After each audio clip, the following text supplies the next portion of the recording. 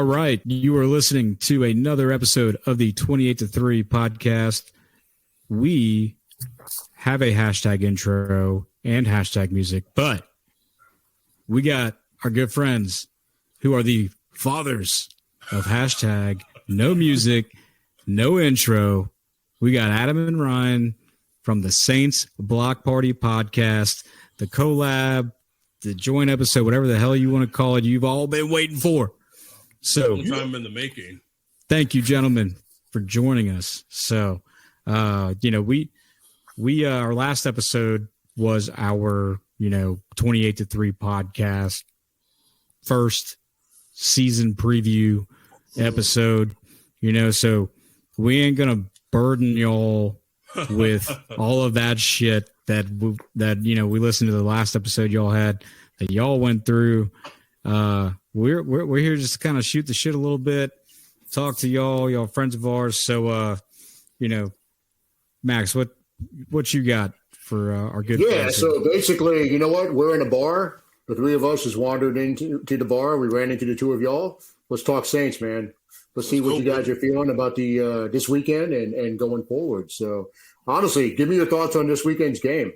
Adam, go ahead and kick us off and then kick it over to Ryan. I feel like this is even before we start talking football, right? I feel like there's to be like a pause and just realize like people who are watching or listening to this are like, what's happening, right? We're podcasting, we're doing this. You guys are obviously together. Ryan and I are separate remote, but whether it's through Twitter or just the Saints in general have brought us together. I've known Max for such a long period of time. Like what, 2000? I don't even know when we touched base the first time. 2013, 2012. Yeah. Touched base with him when he was at Root. I've known Ryan a very, very long time now. We have a fucking podcast and a business together, which is insane.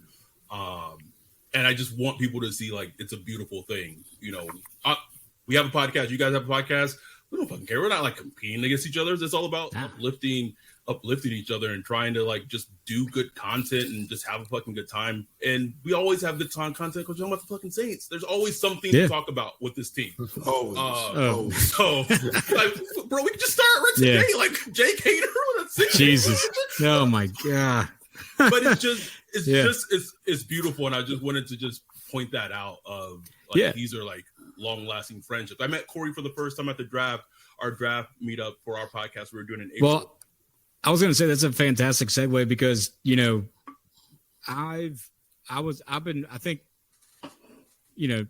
offense here, Adam, but none taken.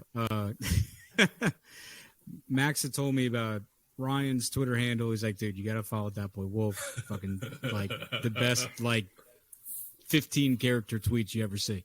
And, he wasn't wrong. It's fucking hilarious. And then, so you follow Ryan and then you naturally you see Adam and you see y'all's podcast and then you start listening to the then Saints Twitter podcast hashtag no music no intro but then so as a guy who became a listener and then was informed about the meetups and then got informed about the Patreon and the Discord and then the draft meetup comes along this past year and I'm sitting there at my house, Max and Adam, y'all familiar co-parenting situation we're about to discuss.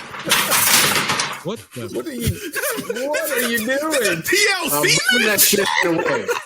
I'm moving that shit out of the way. You're selling money over here, bro. Max. Corey just waxing poetic. Just a tender moment, bro. Just ruined. That's Max's Corey, shut up. I'm out. Corey talks too much.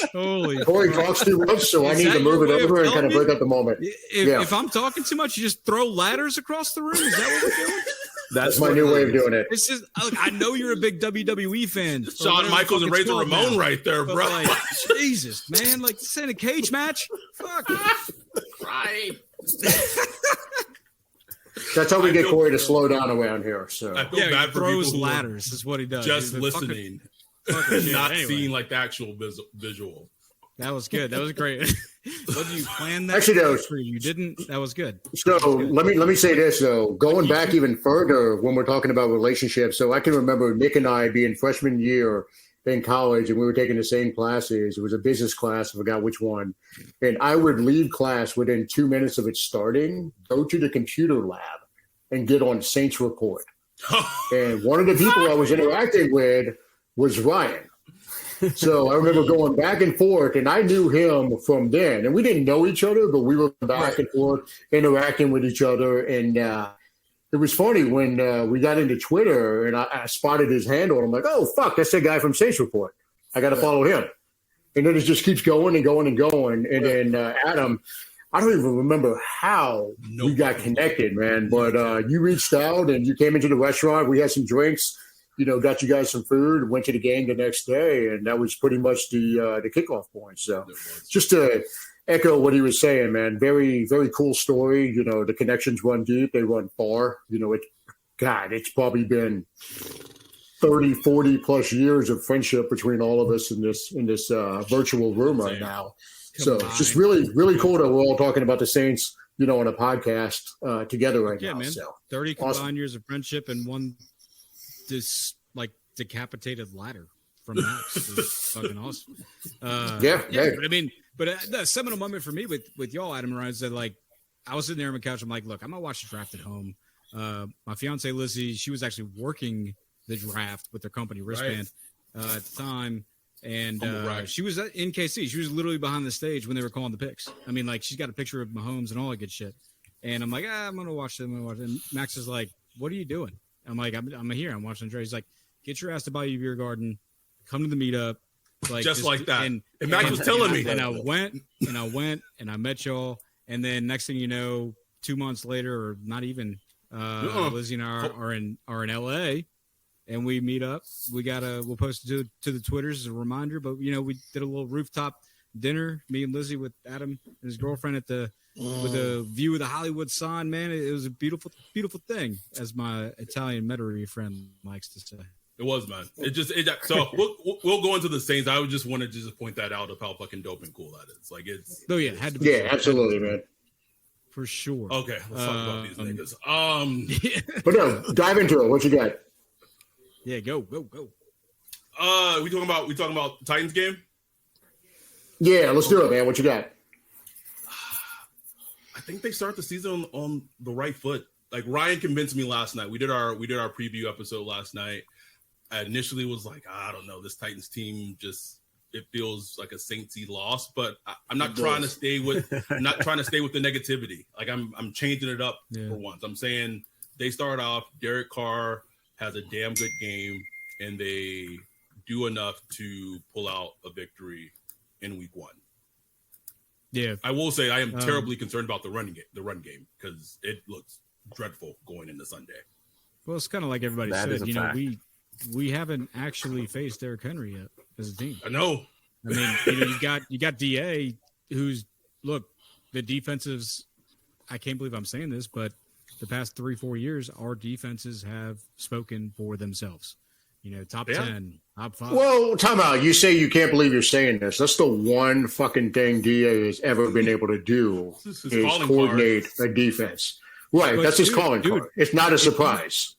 We are imbalanced when it comes to greatness at the QB position and greatness at the defensive position. That's what I'm saying. I can't believe I'm saying it because with Drew, when we were trying to make the fucking Super Bowl post 2009, the whole knock was that if we could just get our defense to balance out how good we are on offense, and that wasn't happening. And now our defense is if even not prime Breeze, but even second to last year, third to last year, Breeze played with this defense, there would not be any question about who's the cream of the crop in the NFC or the NFL. But now that you got a defense.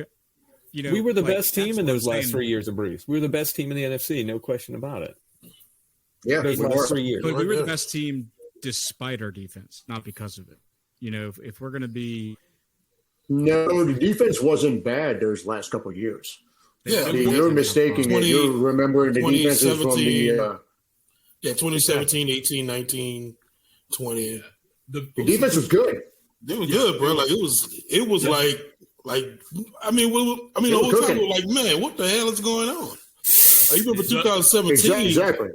2017, it was just crazy because it was like you had 3 79 seasons, back to back horrible defenses. And then 2017, you Lattimore in there. Williams. I can't remember who was the middle linebacker. Wasn't it the guy from Carolina? Linebacker? Oh, AJ Klein. Was it AJ Law? Klein, yeah. It's AJ Klein, off to the left, yeah. And, Von Bell and all that. Von Bell was it Von Bell there? Von was Von Bell was on that. He was the year before 7. He was 16, right? Right. Yeah, he was 16. Yeah, he was 16. He Michael Thomas here. Right. And it was just like just a completely changing dynamic, man. I think, dude, I'll never forget it because I was in New York. I don't remember what we were doing there, and we were in New York. I was in the hotel room watching the game from London. And you remember the first couple of weeks we had a rough start, and there was the whole national anthem debate. Mm-hmm. And then it was all of a sudden it came out like Peyton was down with saying "fuck it, we're going to kneel." We're not going to kneel. We're not going to do any of this. Yes. And the team went on a run. And that, it was, in a weird way, it was almost like it was the catalyst for that run. Like it brought them together. Yeah, exactly. Yeah. And it kept going. But I'll never forget it because it was the game from London. You're right. And I was watching it in a hotel room in New York. I was supposed to go to brunch somewhere. And I'm like, no, fuck, I'm not going. I want to watch this game. I know we've lost the first couple of games. Fuck it, we're going to watch this. And they ended up winning the game. Brunch. I want to say it was Ken Crawley. Ken Crawley for the first time. That was Ken Crawley unleashed. Interception. Yeah. Crawley came out and showed out. PJ Williams missed like a meeting. PJ Williams missed like a meeting or something. So they put Crawley in there. Can we? Anytime something happened with PJ Williams, Max would always tweet, "Look at God." Can we just really quickly talk about how we lost Max? At least his video. Just how sickos we all are, just remembering all those fucking key details from something that happened. Sick, bro. Like a random game against the Dolphins in London, 2017. Yeah, I mean, I think that's like the blessing and the curse as a Saints fan. And there's some other fan bases that are like that, but I challenge the Houston Texans to feel the same way, or as an example. But it's like we remember the best, obviously, but I think we're really good at remembering the bad. Right. Oh yeah. It's like shit. You can quote Ken Crawley, or like we still talk about Jason David. It just goes way before that, Corey. Man. It's a blessing and curse. Yeah. No, I know, but Max likes to use the word diapers and shit. Even though I would have been arrested if I was wearing diapers when he claims that I was. That's a different topic, different day. But yeah. So I have a question for the older Saints fans generation speak perfect. Hey, just go ahead and say the names, dude. Don't say older generation. I'm just saying, out of the 5 of us, I'm the youngest. So obviously, I was I've been the Saints fans the least amount of time. How does this team, its current construction, offensive, defense, rank in terms of great Saints teams in the past? Because I think if you just on hashtag on paper, it's the strength of this team is very deep in the top half of like the elite players at both sides of the ball. Like the team should be in theory really good. And I know people like the national media is not thinking that, but I'm gonna take Corey. You're too young. Stop. You're not a boomer. Go ahead, Nick. I feel like we haven't heard from you. Corey, mute your mic and sit off to the side. Let us talk. No, I was gonna say it's like he was listening to us right when we wrapped our last episode. But y'all go ahead. You old guys go ahead. So no, this team, and we'll say the on paper hashtag, but from being a little kid who's grown up obsessed with everything that's going on with the Saints, and my mood has been dictated for that entire year based off of what happened during the season. I'm optimistic, man. This team look good. We know the defense is going to be good. Whether they're elite or not, that's up for debate, but they're going to be good. The talent is there. The players are there. I don't question that at all. I think DeMario and Cam and Tyrann, those guys have another good year inside of them, and the rest of the supporting cast looks good. offense.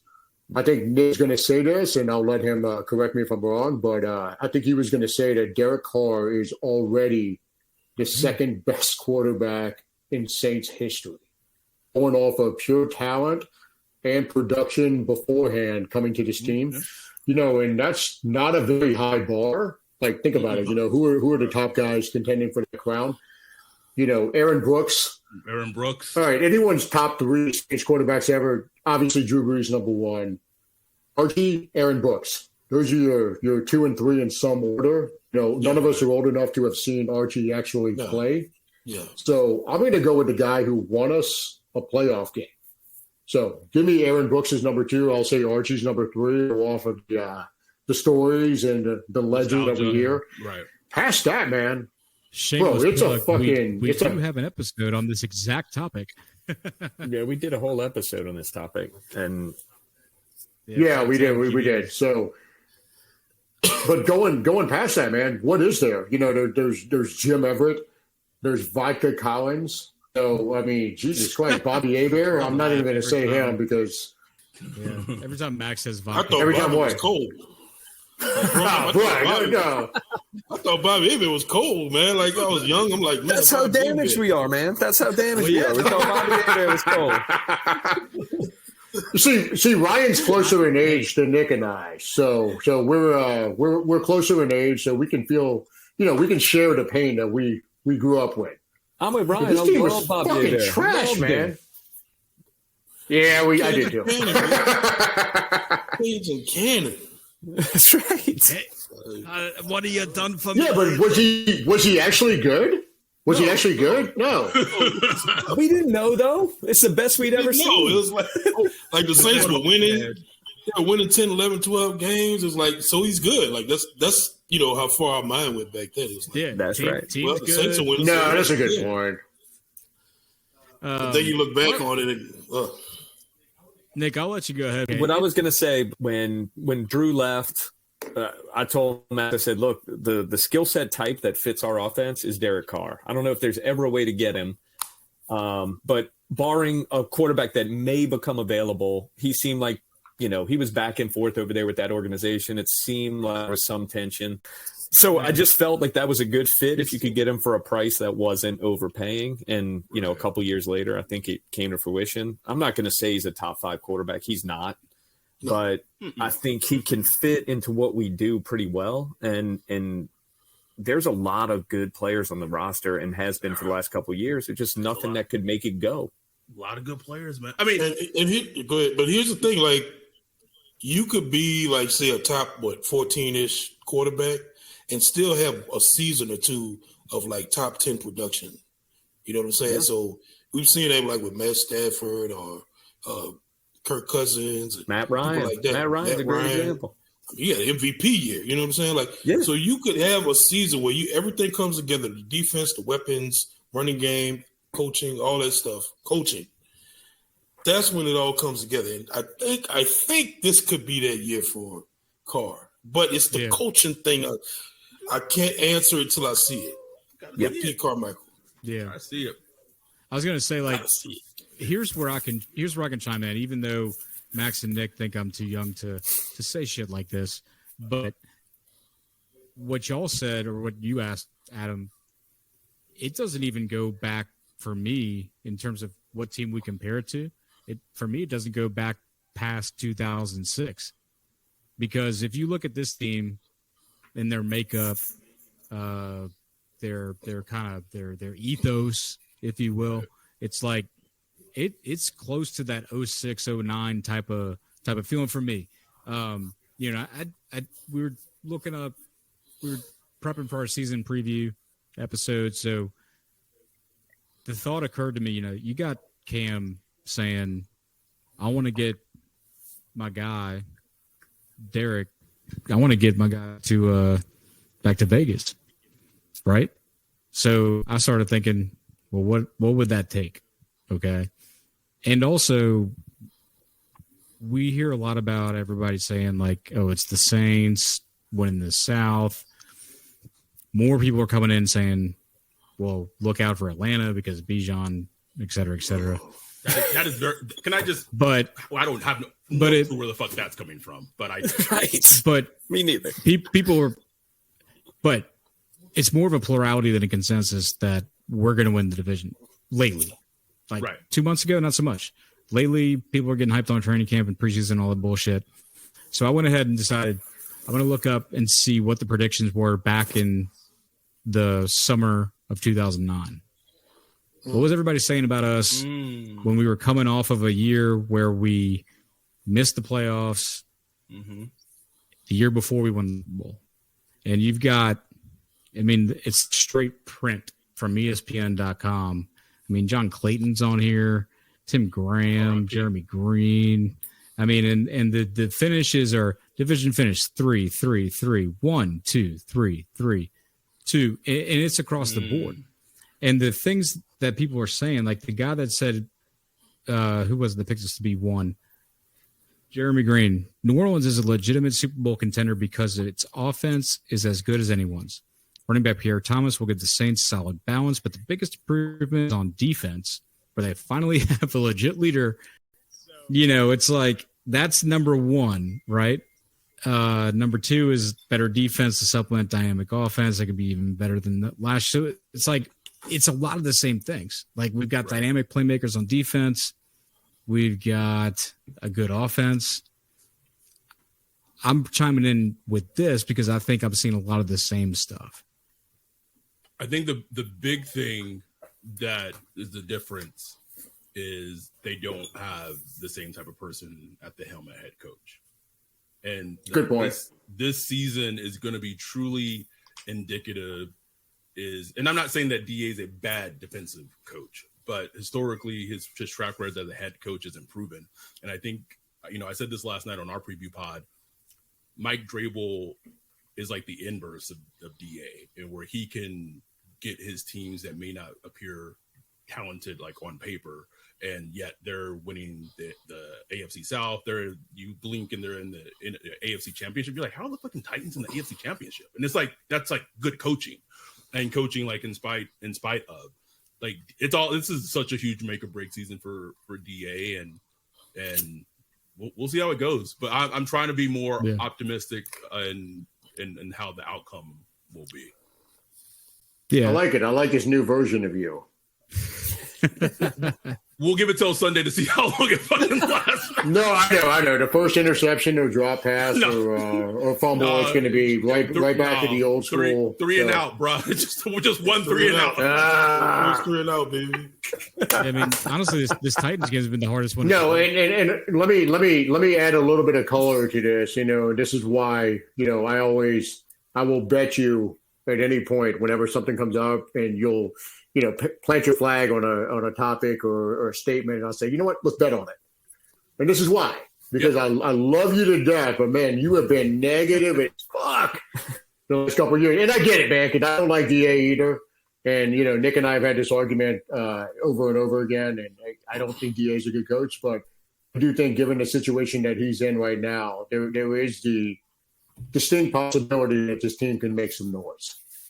Oh yeah, I mean they should. Like that's the thing. That's the like thing. They should. And like when I say those things, or I have my stances. It's not that like I'm like praying for like the Saints' downfall like that.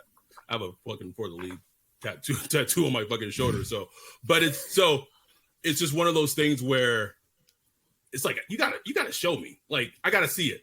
I gotta see with my eyes. Like He doesn't have a winning season. He as a head doesn't coach. have a winning season as a head No, bro, I'm with you, man. I'm with you. You're right. coach. So we just gotta see you're right. it, man. You're right. Bomb. Truth. And Truth honestly, this Titans game, if you really look at their schedule, is probably one of the toughest. Like, which is Top wild. 3. Top It is. 3 It for sure. absolutely is. It's like them, the Jags, and I don't even know who I'm forgetting off the top of my head. But like, there are not a lot of teams on their schedule this season where the Saints should go in and feel like underdogs. But this is such a good measuring stick right from the fucking jump. Like, Yeah. Yeah. And then I it's was gonna quiet. say, It's a if quiet it game. wasn't- if it wasn't the season opener, if this game showed up even in the dome, like week 4, week 5, week 6, like L. Like, what do you think about it? Yeah. But it's just the fact that it's like season opener, all the good vibes are coming in. Because I'm with you. Like, I want this to be like, I like everything I'm hearing out of camp. It's like season opener, the energy is going to be there. Like that does, but I don't know. I mean, for football reasons, if you look at X's and O's, it's tough. Little stuff though, because like the vibe in training camp just around the team was different this season. It was, and I that's just what's been reported. That's the things I know, and I think like little shit like that in terms of like the minutia, like I think like to some small degree it matters. Like they did not approach the season like they had everything made in the shed. Like we have a fucking fleur de lis on our helmet. We can just walk into a fucking stadium and win games, which is kind of what their attitude was last season. And I think that's really helped the whole dynamic of the team. And it's a deep team, man. Like, here, time out. All right, this is Juwan Johnson, Max. Having this, right? Me and you. Whoa. Oh, Time out. Okay. Tread lightly, because one of my predictions this year on our pod that we just recorded the season preview episode, I said Juwan Johnson is going somewhere between 78 and 85 catches, over 1,000 yards, and 10 plus touchdowns. wow, all right, bro. Look at that. wow. Bro. Hey. Bro, opinions can change. Yeah, oh, for sure. And I'm buying into the Derek Carr to the tight end connection, and Juwan Johnson has been trending like this. He has been trending like this since he got into the league. So, okay. Look, you're talking to a guy who owns every single rookie card Juwan Johnson has. It's not many. They are being sent off to be graded. Nick and I are getting them back this weekend, but they're there. The three or four that he has. I'm There's ready to fucking wide cash receiver on that bitch. WR. It says wide receiver. On your, it does. on your name on your Riverside box just changed to Max's pocketbook, not the Saints. So just letting you know, it just changed. It's also over Max's there. retirement advice. No, either way, I am buying into Juwan Johnson this season, saying that Juwan Johnson is going to do well this year. I agree, man. I'm buying it. I think there's different standards of because here's the thing: 80 receptions for tight end on this team. That's a lot. Okay, Darren Waller had 100 receptions, I think, twice with Carr, but he had nobody else. That was before. Who just came? Was it Hopkins? Devontae Adams. Before Devontae Adams. We got too many other weapons. Look, I still think that 60 catches for Juwan and whatever he gets out of yardage out of that, whatever the number may be, is a good year for Juwan Johnson, especially in this offense. Can he be a Pro Bowl player? Not like, and I know Pro Bowl is like a joke, like, because what is the Pro Bowl player now? But like in a classic throwback of a Pro Bowl player, could he be that this season? That's the question. Yeah, I think absolutely. so. Yes, I think he could. Absolutely. Could so. yes, Yep. Mm-hmm. yes. Yeah, I'm with you. I honestly, I think he will. I think he will too, man. I do. Like Yeah. One, I mean, there's not a lot of great tight ends in the NFC besides like George Kittle and then whatever. But I think Juwan's gonna have a prime for a big season. Any rookies that just you're ready to see on Sunday? For the Saints or in general? Let's go in general. Let's mix it up a little bit. I know Max is rookie. He's on. Man, I want to see Jahmyr Gibbs. Right. I really want to see Jahmyr Gibbs. When we're saying Ben in Johnson general, been talking that shit too. Has he? Ben Johnson been talking crazy? Look, I mean, he talking like, man, I'm about to use him like nobody else used, like nobody even see what's coming and all that. Look at my future head coach. Get me excited, bro. dude, I saw the same articles, the same interviews. I want to see what Ben Johnson's going to do with Jahmyr Gibbs. For the Saints, Brian Brzee and Jordan Howden. Those are the two guys. Look like Howden might be hurt. I saw him on the injury report.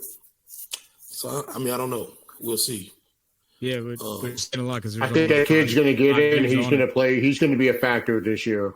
Me too. I agree. Yeah, Brzee, whether it's factor week one. Like, I can't wait to see where Brzee. I can't wait to see Brzee like in November. Mm. in December. Oh man, Yeah, I it's just gonna want be to see. amazing. well, I y'all just could can't see help the us. Bills. Y'all could help us out with that. Y'all could help us out with this deadlock that we had on our last episode. You know, you bring in Colin Sanders, you bring in Nathan Shepard. Do y'all think that Brzee, speaking of November and December, when the year's all said and done, do you think Brzee leads the team in snaps from the defensive line position? Not end, Defensive but tackle. like Defensive tackle. interior defensive line. Does Brzee have the Defensive most tackle. snaps? Or is it Saunders? Is it Shepard? Somebody else? I would probably go with Saunders, but if right now, I would say Saunders right now. But all it takes is a couple of splash plays, and then they won't be able to get him off the field. And like I could, It's not far off, right? It's not like I could see him making like a huge tackle for loss on Sunday. He's exactly what the team needed at such a position that they needed it. Like there are so many little things that went into like that fall, right? Like the injuries he had at Clemson, and he tested like insanely well, right? Like he still tested well. So the fact that he was there and he's already done what he's done in preseason compared to the DTs drafted ahead of him, Clancy, Mozzie Smith, they may have gotten extremely fucking lucky on draft night when we were all there in April. Yeah, and it's funny because I found the text message exchange between you and I in April. I want to say about 2 or 3 weeks before the draft. Yep. And I was saying, Brzee, like the guy had the worst possible year you can think of. But at the same point, the guy was the number one recruit in the nation 3 years ago. We had Roman Harper on the pod a few months ago, and Rome was going on about how the defensive coordinator at Clemson was saying this guy was the best player on the team as a freshman. And this team had Trevor Lawrence, Travis Etienne, and a few other guys on there. And it's T. Higgins, and it's not lip service. Like the guy was dominating people. So, if we get his 100% health level of performance, I mean, this kid is going to be a monster, like Chris Jones type monster. It's funny, which we haven't had since Leroy Glover. It's funny you say that because the people I kind of know who are kind of like that's the name that keeps being thrown out. Not saying he's going to be Chris Jones, but like his measurables and the way that he plays and wins is in a very Chris Jones like manner, which would be huge. I mean, we haven't had that since what? Bro, we've never had that. I mean, Leroy Glover was your classic 3 technique, Warren Sapp type, smaller, undersized, 6'2", 6'1", 6'2", maybe 300 pounds. We've never had a monster that was 6'5". Yeah. No, nobody. No. Leroy was like 275. I mean, like he looked like it anyway. He was bigger than just, that, but felt.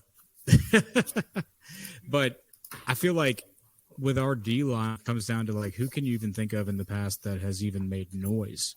The only 2 guys that come to my memory as a defensive tackle, that or Sheldon Rankins.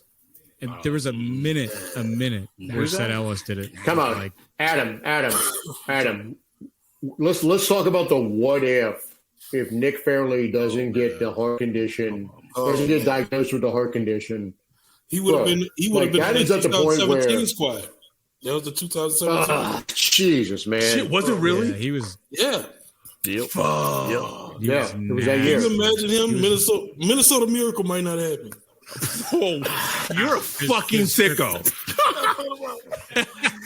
Ryan, fuck, dude. Now I'm triggered again, man. Come on. Fucking The sicko. QB would have been on the ground. The ball wouldn't have even been in the air for the miracle, man. But like, if you want to think about what type of player Brian Brzee could be, like I think Nick Fairley that season with the Saints is a good because Nick Fairley was like dominant at points during that season. Like it was insane. Yeah. He had like a ton of pressures, ton of hits. It was crazy. Look, that's a great jumping off point for him. Yes. Oh, hell yeah. Sorry, what were you saying? I was going to say I have to hop off soon, but I do want to just talk about big picture shit this season with the Saints and not just focus on the Titans before I head out. What are give me Yeah, what you got? Win predictions. Just give me a number. So what's funny? We all said 12-5. All three of us. All three said 12-5. Y'all are optimistic. Well, Fuck. We all have different Five. ending outcomes. Okay. right? So we'll hit you with it. We got three Okay. completely different final destinations.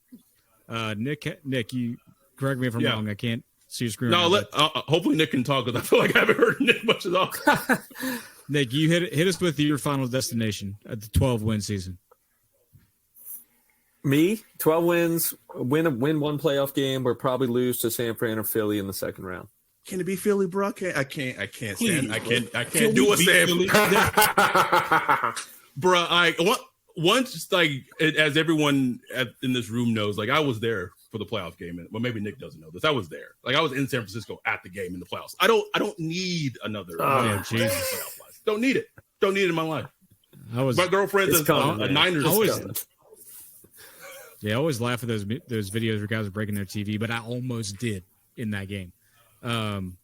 Mine is second on the level, so I say 12-5.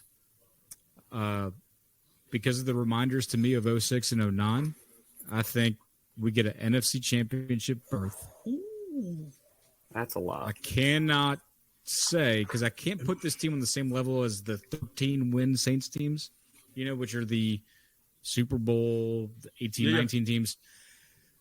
But that's why I say NFC Championship berth. But that's about as far as I can legitimately go.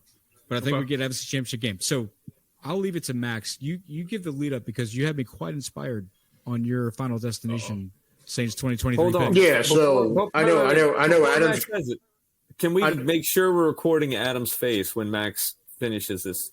Oh, it's on. Okay. It's on. Good. It's up Let's there. see Oh, this it's right on. now. It's on. And this is going to be the send off. This is going to be the send for Adam to go hang out with his girl before she goes out of town. So, Adam, my season prediction was. Are you ready? Hit me. 0-17. I said 0-17. I'm kidding. So I said 12-5. I said 12-5. First place in the NFC via three-way tie. For the first time ever, the three-way tie is going to go in our favor. Probably 49ers and Eagles are the other two teams. Thank you for answering. And then we roll into the Super Bowl. And we fucking win. Who do we play? My initial thought was Chiefs. Don't do that in my life. Yeah, you do. Look, you and I both don't need it because we were both. I mean, at the end of the day, We're if not the Saints gonna win the get Super into it, Bowl but against yeah. the fucking Chiefs, like I wouldn't fucking care who was the quarterback of the Chiefs. But the funny thing with, and I think Ryan and I had that reaction with the 12-5. I will say though, this Saints team would not shock me as a team where they win the NFC South, and I could see them going on like a mini run. I just don't see their record being that good. Like I could easily see them winning a wild card game and then getting fucking lucky in the divisional round, and then that's it. Like all you gotta do is just beat one more fucking team and you're in the Super Bowl. And this is the season. If they're gonna do it, like the NFC being so down, like this is the year to do it. Like this really is the year to do it. You have who? Yeah, I mean, The Niners, the Eagles, Cowboys, maybe. Dallas. Cowboys a Like little bit, it's not. Seattle. Do they do what they did last year? Do they have like a regression? Like it's not a lot of teams in the NFC. I think what you said earlier, Adam, is a good point for the season as a whole. You're hard pressed to find any other game on the calendar, on the schedule, that's harder than the Titans, where you have a stiffer test. When we screwed up last year, the years where we underachieved, it was a lack of execution. It was like a bust play. Y'all said it in your preview episode. Like, don't be surprised if you see a busted play here or there. It's it comes coming down to like one or two guys in one game in one crucial spot miss one crucial play. Right. And then you're wondering, like, then you're one of those teams that says, well, out of the games we lost, they were all by like 3 to 7 points. It's like, you still lost. You still missed the playoffs. I don't give a shit if you lost by 3 or by 20. Okay? Yeah. Like, so the whole season for me comes down to execution. Do these guys show up and get it right? And, there's teams that are easier than others. Right. But like y'all said before, too, it's like these mobile quarterbacks with DA, like, we're going to drop one of these games, whether it's Justin but Fields or here's the Anthony thing. Richardson. Like, one of these games is – They I'm not play a gonna say all lot of of them, but, fucking like- mobile quarterbacks this season, though. Yeah. Bro. And Bryce Young might get one That's on the us, league. but like, That's the league now, man. That's just the league right now. That's true. yeah, That's true. Well, 'Cause now come it's- on. So I know Adam needs to hop off. Give us your season prediction Yeah, where as you far as at? final win total. What you got? Oh, I'm in the middle of like which way I want to go. I'm gonna give him what would 10 wins be? 10 and 6? 7. 10? Okay. 7. So you're giving them enough wins for me to win my bet with you. Yeah, right now I am. Love it. Am I confident in it? That's a different story. But am I giving it the bet? This team, like if DA underachieves with this team, the talent that's on this team, Then he's got to be gone. He's gone. head's got to roll. It's Head's over. got to roll. Like Yeah. simple as that. Like you we can't get you can't not have like at least a above 500 record with this fucking squad. The schedule's just no. I Like, think look, I we- think if you miss, Sorry, go ahead, Corey. I mean, I think if you miss the playoffs with this team, it's a failure. Yeah, Oh, absolutely. agreed. 100% agree. With Like what we they invested in this team? Yes. Oh, my God. No, Ryan and Complete failure. he has to be fired if this team does not make the playoffs. Yes. He has to be fired. in the NFC Under no South, circumstances in the can you NFC. bring him back. Yes. only It's like mulligan I can see him having is like if there's like a catastrophic injury, and he might get like another month. Catastrophic. But like that's Yeah, like Derek Carr gets hurt, then I could see. yeah. But other than that, no, it gotta be playoffs, man. It really has to be playoffs. Yep, agree. All right, But- Ryan, what you got? Man, I was at 10 wins all off season. I'm going to upgrade to 11 wins. There we go. 11. Just Hope giving that season, positivity. The schedule. I'm not a schedule solve type person. Pushing it up. Like I'm not a schedule type person because the league is too dynamic and like It changes, shitty teams turn good Yeah. too quickly. But man, I mean, the best quarterback we face is Trevor Lawrence. That's it. Kirk Cousins and Trevor Lawrence. That's That's it. terrible. Like, you That's terrible. You gotta make the playoffs. You have to. There's no way. Win 11 games. Go win 11 games. Go win 11 games, man. Can it- Like, can it there's be- no reason. Can it be fun? And I know what I'm asking for a little bit, but like, I don't want to have like my booty hole clinched in a game. Like, even though like, just go win a game. That's kind Like, of part of the convincingly. fun, though. Well, y'all said it like it'd be nice to home opener if we just like have it, if we have it Like, taken care vibes. of. If it's an easy, Right. Like, can you Oh, just that's- give us? I don't think that's Like- no Sunday, but yes, it'll be It's nice. not gonna happen, but it's like, No. Could you just do that? Well, hey, But- so guys, Adam, I know you guys got to hop off. If you could give us a quick little rundown of what's going on in November for the meetup, and then we'll go ahead and leave it at that. Oh my God. What is not fucking going on? Something Ryan and I just had an idea. We started it last year for our podcast is just have a big meetup. So this is just Patreons only. So if you're listening to this on the 28 to 3 podcast, you're not a Patreon, you can become a Patreon. We have a website, saintsblockparty.com. But every year we made this tradition. We're going to pick a game in New Orleans, home game that we're all going to attend. Last year, I think we got about like 25, 26 people at the meetup. We had brunch Saturday morning. We had the meetup party Saturday night. We all went to the Raiders game. And this year, it's going to even be bigger. We have like at least 6, 7 people coming from the UK. We have people coming from all over the US, Cali, Pennsylvania, Utah, Florida.